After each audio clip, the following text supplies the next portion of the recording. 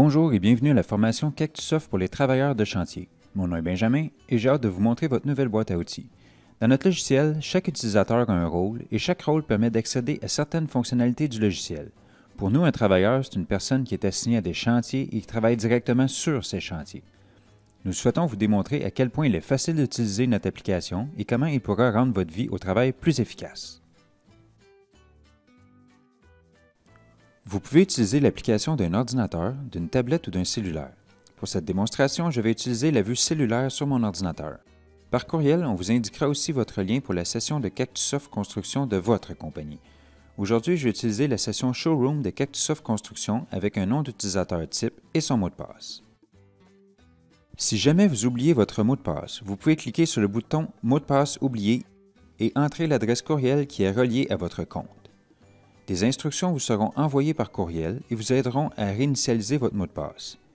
Si jamais vous avez toujours des problèmes à changer votre mot de passe, vous pouvez toujours demander à un de vos administrateurs de le changer pour vous.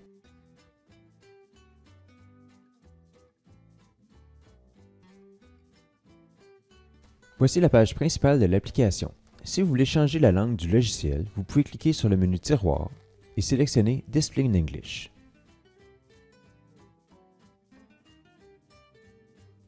Mais aujourd'hui, on va rester en français. Si vous voulez changer votre mot de passe dans l'application, vous pouvez le faire en accédant à vos paramètres généraux. C'est à cet endroit également que vous pourrez changer votre adresse courriel ou votre numéro de téléphone au besoin. Pour revenir au menu principal, cliquez sur le menu Tiroir et sélectionnez Accueil.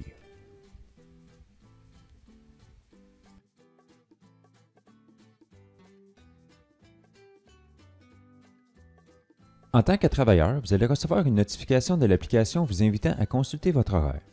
Si vous n'avez pas installé l'application sur votre cellulaire, ce sera alors un message texte avec un lien pour se rendre à la page de la journée sur votre navigateur web. Dans les deux cas, en cliquant dessus, vous arriverez à la journée de l'horaire en question.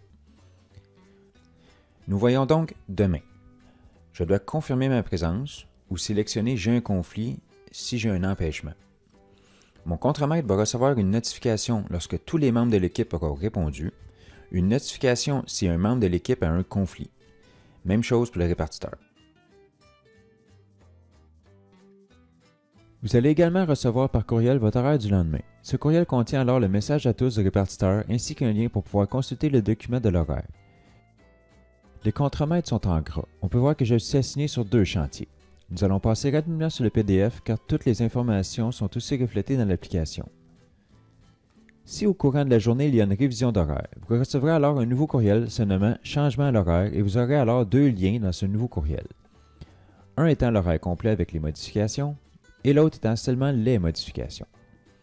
Les couleurs sont les suivantes: vert pour un ajout, mauve pour une modification et rouge pour une suppression. Onglet Mes chantiers. Il existe 2 sections. Nous allons débuter par la section Horaire et nous reviendrons à la section Poinçons plus loin dans cette vidéo. Lorsque nous allons dans Horaire, nous sommes toujours en date d'aujourd'hui. Si on veut changer de date, on peut y aller soit en cliquant sur Aujourd'hui et cliquer sur la journée que l'on veut dans le calendrier, ou bien on peut faire glisser vers la droite avec notre doigt pour voir la journée d'hier ou glisser vers la gauche pour aller voir demain. On voit ici que votre horaire de travail n'est pas publié, ce qui veut dire que le répartiteur n'a pas encore préparé l'horaire de cette journée.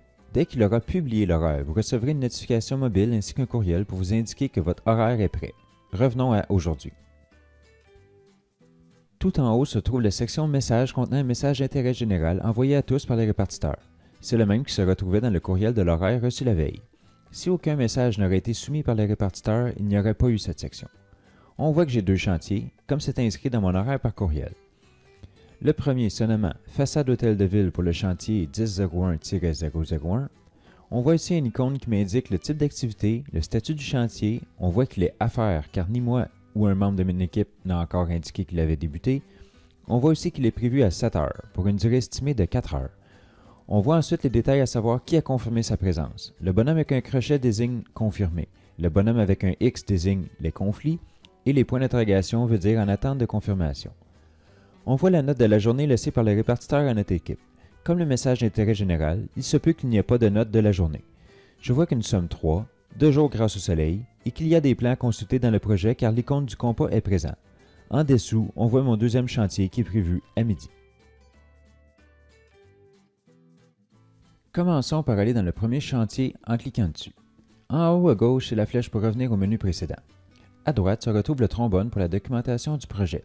On va y revenir tout de suite après. Si on glisse vers le haut, on voit alors les informations du chantier mais de façon plus détaillée. Le nom du chantier, le numéro du chantier, le statut du chantier. L'adresse est cliquable. On peut ouvrir l'application de carte installée sur votre cellulaire, que ce soit Plan ou Google Maps, et savoir comment se rendre au chantier. On peut ensuite revenir sur l'application en cliquant sur le bouton en haut à gauche. On voit la date de la journée, le type d'activité, l'heure de début, la durée estimée, le moment de la journée, le compas pour des plans, la convention collective en lien avec le chantier et la confirmation de présence. La description vient du projet, donc de refaire la toiture sur les 4 façades. On comprend que le projet prend plus d'une journée vu son ampleur. On voit également la même note de la journée que tout à l'heure. Si on continue à faire défiler vers le bas, on voit les formulaires planifiés de la journée, des formulaires spontanés au besoin, ma feuille de temps, la fiche contact pour mon équipe et les contacts de ce chantier comme le chargé de projet et les contacts chantier.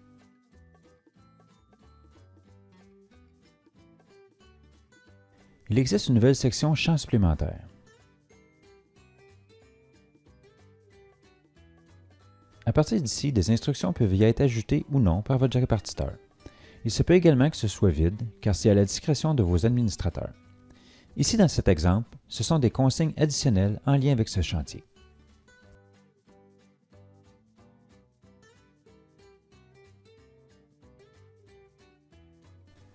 Ouvrez les pièces jointes. Dans cette section, on peut voir les fichiers en lien avec ce chantier. Ce peut être des fichiers provenant du répartiteur, du superviseur, chargé de projet ou travailleur. Selon votre rôle, vous verrez les fichiers qui sont utiles pour vous. On peut ainsi ajouter et consulter des documents. Au lieu d'envoyer des documents par courriel ou texto à nos confrères, nous allons utiliser cette section, car pour chaque type de photo envoyée, il y a une configuration qui fait en sorte que certaines personnes vont être notifiées de cet ajout. Donc, si c'est en lien avec la paye, la paiement va être notifiée à titre d'exemple. Pour chaque photo envoyée dans le chantier, le chargé de projet en recevra une copie par courriel par défaut. Lorsqu'on voit une image, cela signifie que le fichier original est une photo. On peut l'agrandir en cliquant sur la loupe ou en faisant glisser nos doigts. On peut également la télécharger en cliquant sur la flèche. On peut aussi glisser de côté pour voir les prochaines photos ou celles qui la précèdent. Quand il s'agit d'un document avec un logo PDF, il faut alors cliquer dessus et la version apparaîtra dans le navigateur de votre cellulaire. Vous pourrez également l'agrandir en faisant glisser vos doigts, comme pour une photo.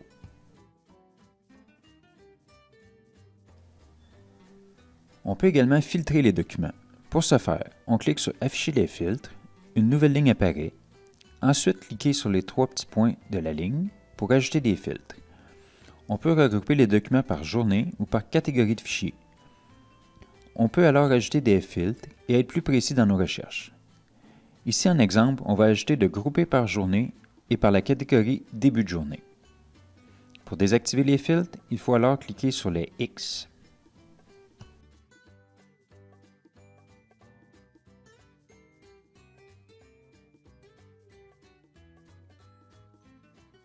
Cliquons sur le nuage en haut à droite et vous pourrez procéder à l'envoi de vos propres photos.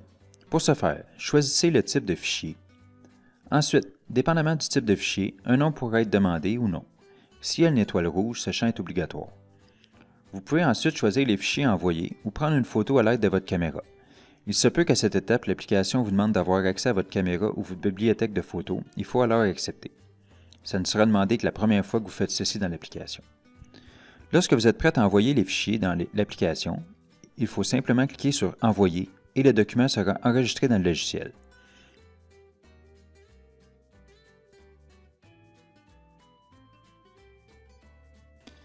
Si nous allons sur les 3 petits points, on peut consulter notre historique d'envoi et aller voir le détail de chacun des envois que nous avons faits, quel que soit le chantier dans lequel nous sommes en ce moment.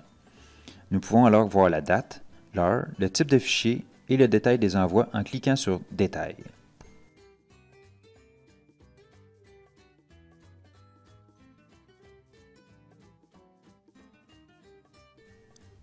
Pour revenir sur l'écran de détail de chantier, on peut cliquer sur la flèche en haut à gauche.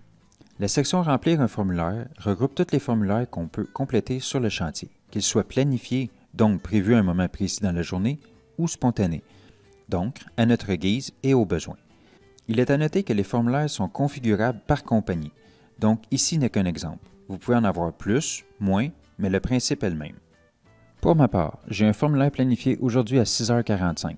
Planifié veut dire que je recevrai une notification sur mon cellulaire à l'heure convenue. En cliquant sur la notification, l'application m'amène directement dans le formulaire en question. Je dois donc remplir le formulaire de COVID. Je vais répondre aux questions et lorsque c'est fait, je dois cliquer sur « Compléter ».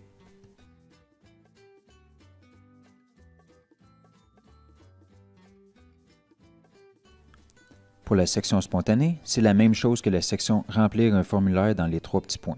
C'est donc une liste de formulaires que je peux remplir au besoin durant la journée.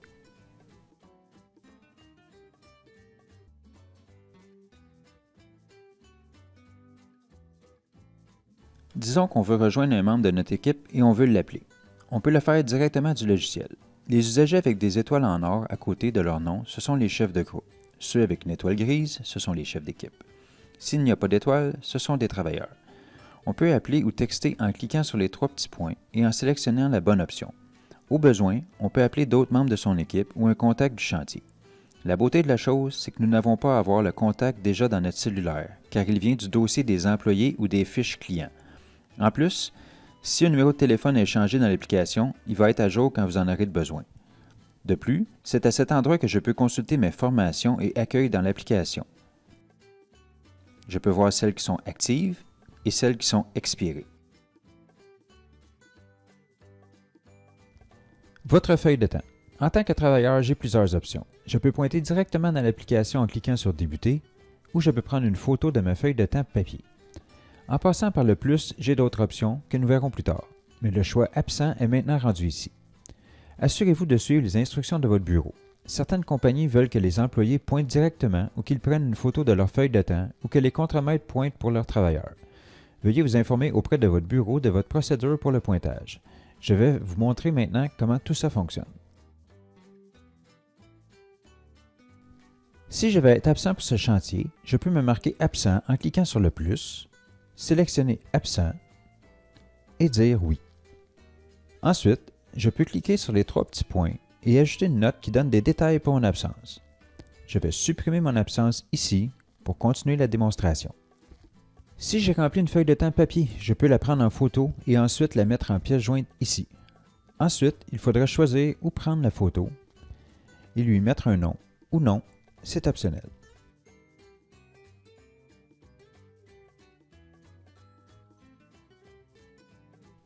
Je vais cliquer sur « Débuter ». Dans la section du haut, nous voyons le type d'activité venant de la planification et le numéro de projet. On peut modifier l'activité en cliquant sur le crayon et choisir le bon type. Laissons-le tel quel pour cet exemple. Ici, nous avons des choix, soit l'heure prévue de début de chantier provenant de la planification, soit l'heure que nous sommes en ce moment même, ou bien en sélectionnant l'heure et les quarts d'heure dans le tableau du haut. Ceci va changer l'heure sélectionnée. Il ne restera qu'à cliquer dessus pour enregistrer l'heure inscrite. Nous voyons ensuite comme quoi nous avons poinçonné à cette heure, quel utilisateur a poinçonné et le type d'activité choisi. Ici, c'est bien moi. À la droite, il y a 3 petits points. Si on clique dessus, on peut ajouter une note qui suivra notre poinçon. On peut également modifier notre heure de poinçon et même la supprimer. On voit également au bas le temps écoulé depuis l'heure de début d'entrée. L'état de mon chantier est maintenant en cours, comme on peut le voir ici. On voit également que ma pastille dans la section « Équipe » est maintenant en vert, comme quoi j'ai débuté mon temps. Je peux retourner à mes occupations et nous allons revenir plus tard dans le temps. Par le menu Plus, l'option de changement de contexte peut être utilisée ou non. C'est en lien avec les processus de votre entreprise. Voici un exemple. Par la planification, l'activité par défaut sur laquelle j'ai punché ce matin était toiture. Disons qu'à 8h30, je change de type d'activité, je dois alors changer de contexte. Je clique sur le plus et je sélectionne Changer de contexte. Je clique sur le crayon et je sélectionne l'activité ménage. Je confirme et je sélectionne 8h30. On voit alors que j'ai changé d'activité à 8h30. Comme mentionné, il se peut que vous n'ayez pas à faire ceci, voire avec votre responsable.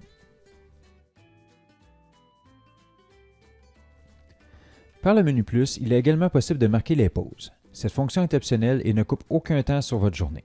Si votre compagnie vous demande de marquer vos pauses, on clique dessus, sélectionne le temps et ensuite l'heure à laquelle cette pause est prise. C'est exactement le même principe pour l'accueil. Projetons-nous dans le temps, il est 11 heures et mon premier chantier est fini. Je vais donc retourner dans la section « Votre feuille de temps » et aller inscrire comme quoi j'ai terminé. Je clique sur « Terminer ». Je sélectionne 11 heures. Il est à noter que l'application ne suggère plus d'heures de lunch. Comme je n'ai pas encore lunché, je n'irai pas le sélectionner. On va le voir plus tard sur le deuxième chantier. À toutes ces étapes, je peux aller ajouter une note, modifier ou supprimer mes punchs.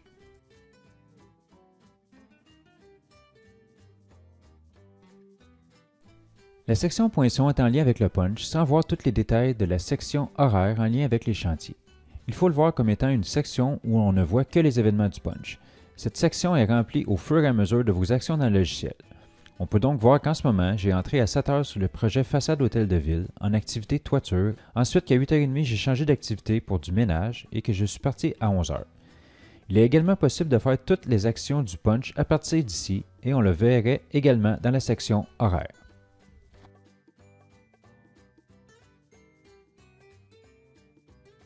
Autre saut dans le temps, il est midi et je suis arrivé sur mon deuxième chantier. Allons cliquer sur mon deuxième chantier et allons dans la section « Votre feuille de temps ». Je vais cliquer sur « Débuter » et je sélectionne midi. On voit alors que l'application détecte qu'il y a eu du temps de transport entre mon chantier précédent qui avait fini à 11 heures et mon temps d'entrée de midi. Effectivement, je me suis rendu sur mon deuxième chantier. Je vais donc cliquer sur « Transport ». Il est important de cliquer sur « Transport » si un transport a eu lieu pour indiquer cette information à votre fenêtre. Ensuite, je pourrai indiquer que j'ai pris mon lunch de 30 minutes à 11h30. Je ne montrerai pas la suite car c'est exactement le même principe que le premier chantier. Je ne voulais vous montrer que les temps de transport et le dîner.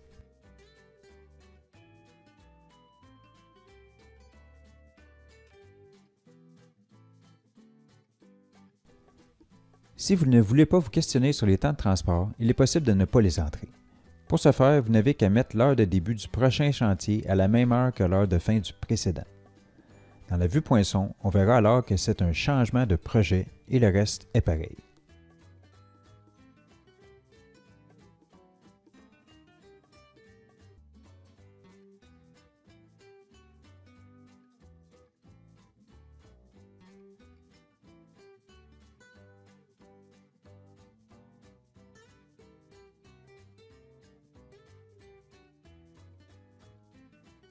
Tout au long de cette formation, vous avez vu que nous pouvions modifier ou supprimer des choses dans l'application. Par contre, un coup que la feuille de chantier est soumise par le contremaître, on ne peut plus le modifier. Donc, tant que le statut de chantier est encore en cours, on peut le modifier. Lorsque le contremaître soumet le rapport de chantier, celui-ci tombe terminé en vert. Il faudra alors appeler au bureau et les corrections devront être faites par un administrateur. Revenons maintenant à l'écran d'accueil, comme j'ai terminé d'expliquer le fonctionnement de la section chantier de l'application. Je clique donc sur le menu Hamburger et je sélectionne Accueil. À partir du menu principal, vous pouvez cliquer sur le bouton « Documentation ». Celui-ci vous apporte sur le centre d'aide de Cactusoft Construction afin de vous montrer le guide de dépannage ou la documentation de l'application. Si vous avez des questions ou des problèmes, n'hésitez pas à le consulter pour plus d'informations. Merci d'avoir suivi la formation Cactusoft Construction pour les travailleurs. On espère que Cactusoft Construction sera votre nouvel outil préféré, moins de temps sur la paperasse et plus de temps pour le travail que vous aimez.